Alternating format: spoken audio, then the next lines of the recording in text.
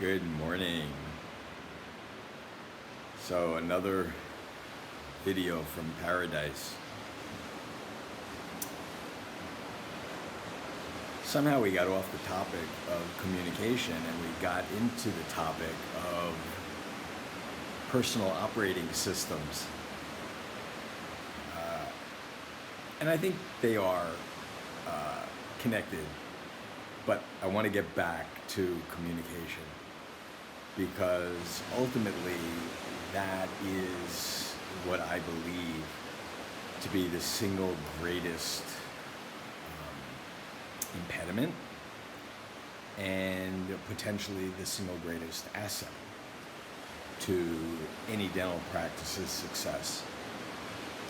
How you communicate with your patients. You know, we were talking about it from a marketing standpoint, getting the message of what you do out to the right market, or getting messages out to your patients about the things that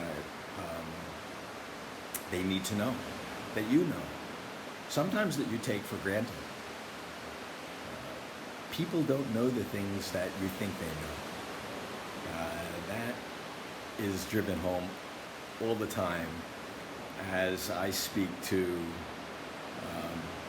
my friends, my relatives, people I meet,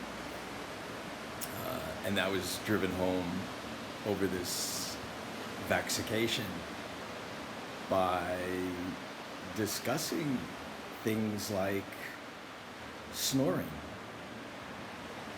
So I was having a massage.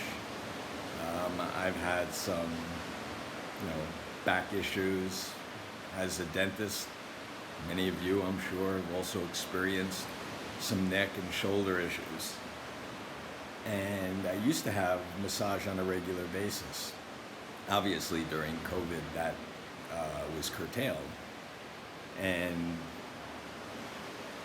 I took this opportunity, being in a great resort with a spa that had an amazing reputation, take advantage and get a massage. And I'm on the table and she's working me over, lovely woman, Nakisha, and she turns me over and says to me, "You can sleep or you can snore." And I had something over my eyes already, over my mouth as well. And I said, "How common is it for people to snore? You say it as if that's really common." And she said, "I'd say about 80% of the people who I put on their back eventually start snoring." And I said, "Do you think that's normal?" "Oh, yes." And you and I know that not normal, that snoring could be a sign of something really serious. And of course, those of us who practice dental sleep medicine know the literature, and snoring in and of itself is a risk factor for things like stroke. Irrespective of sleep apnea, snoring in and of itself is a risk factor. But down here, probably where you are, snoring was that cute thing that Grandpa did, or Grandma. People don't know.